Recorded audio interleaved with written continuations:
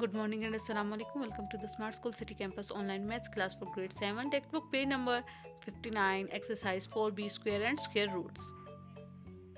On page number 59 you have exercise 4b. The part 1 and part 2 we already have done. So the question number 3, derive the positive square roots of these values. The part 1 is 3969.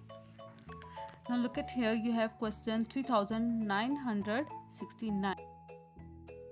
This is a new and the tricky question, so I'm going to speak in Urdu to make you understand this question. So simply हमारे पास ये value है 3969. अब हमने एक pair बनाया 39 का. अब 39 से छोटी कोई ऐसी वैल्यू हमने देखनी है जिसका पॉजिटिव स्क्वायर रूट्स हो, like 6 multiply by 6 is equal to 36. 6 और 6 एक पॉजिटिव स्क्वायर रूट है बिकॉज हम उसको 6 की पावर 2 लिखकर अंडर रूट से या स्क्वायर रूट से कैंसिल करके 6 आंसर लिख सकते हैं. 36 एक परफेक्ट स्क्वायर रूट स्क्वायर रखता है. तो अब हम क्या करेंगे, यहाँ लिखेंगे 6 और यहाँ पर भी लिखेंगे 6. 6 6 36. अब हमें डिवाइड के लिए तो कोई वैल्यू नहीं दी, वो डिवाइड के लिए वैल्यू हमें खुद देखनी पड़ती है कि किस वैल्यू से ये डिवाइड हो रहा है. तो सबसे पहले हमने पेयर बनाया, उसके बाद हमने एक ऐसा डिजिट देखा जिसका परफेक्ट स्क्वायर रूट हो, जिस तरह 6 6 36 और 36 39 से छोटा है. अब सिंपली हम इसको माइनस करेंगे जिस तरह डिवीजन के क्वेश्चंस में होता है. 39 minus 36, the answer will be 3. 3 will come here.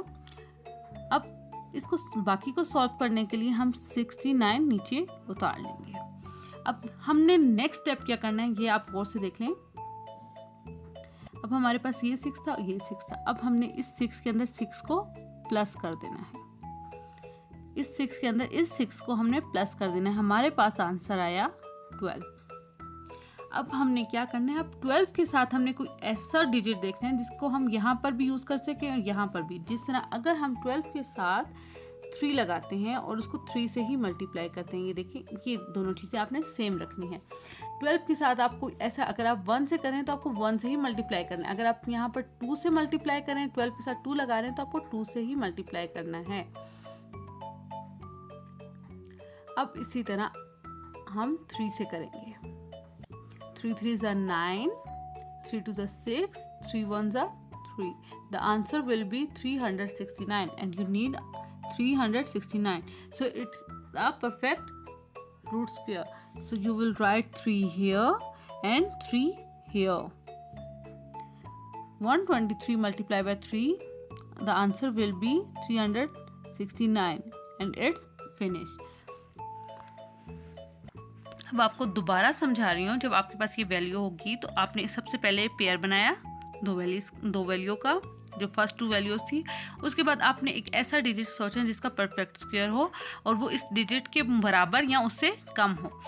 तो यहाँ पर हमने 6 और 6 का बनाया था. 6 6 36.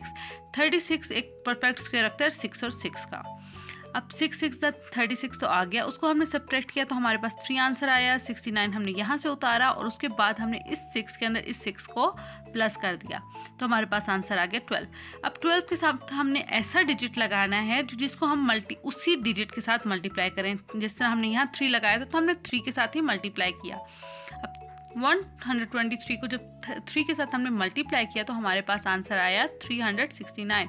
और 369 से माइनस जब 369 किया तो हमारा क्वेश्चन ख़त्म हो गया.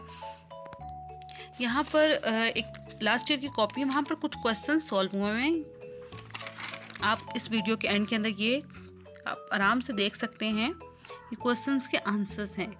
ये सिर्फ आप लोगों की हेल्प के लिए हैं. जब आप ये क्वेश्चंस अपनी नीट कॉपी पे सॉल्व करें तो आपको कहीं पर मुश्किल आए तो आप यहाँ से देखकर समझ सकें. 10 क्वेश्चंस हैं और 10 के 10 क्वेश्चंस आपने अपनी नीट कॉपी के ऊपर सॉल्व करने हैं.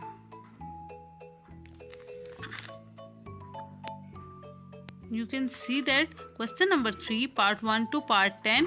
अगर आपको कोई भी मुश्किल आती है तो आप पूछ सकते हैं और उसके अलावा आप उस नीट कॉपी की जो लास्ट में वीडियो के अंदर आंसर्स थे, आप वो आंसर्स की देखकर उससे हेल्प ले सकते हैं।